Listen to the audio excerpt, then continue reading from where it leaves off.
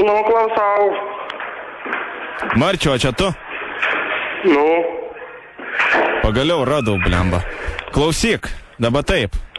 Kur mano telefonas yra? Sony Ericssonas. Sony Ericssonas. Kur yra mano telefonas? K7, ten 50i. Aš pamečiau.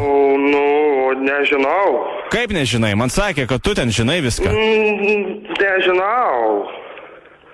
Dabar taip, žinok. Aš žinau, kur tu gyveni. Aš žinok, viską žinau. Nes aš žinok, dėl to telefonau ne vieną tenais esu pakoręs. Žinok, atvažiuosiu, žinok, jeigu neturėsi telefoną, žinok, bus blogai, žinok. Bet, o kas tau sakė mano telefono numerį? Nesvarbu, kas sakė. Atvažiuosiu ir atimsiu telefoną.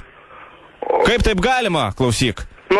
Aš neturiu pinigų, kad susimokėtų sąskaitą, iš manęs dar telefoną vagia. Žinok, vaikai... Nu, bet aš radau. Tai kas ką radai? Tai ką, jeigu viską radai, tai reikia viską pasimti, ne? Nu, tai kur man reikėjo dėti? Martynai. Nu. Tau viskas gerai? Nu, gerai.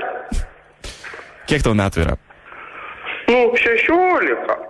16 metų? Nu. Ir taip nevyriškai elgiesi? Nu, nežinau. Martynai, tau skambina radio stotis Zip FM.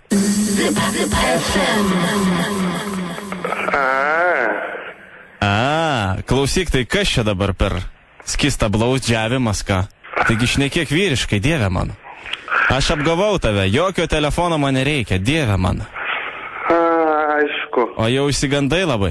O tai kas čia jums paskambinai pasakė? Tomas. Matai kaip. Aišku.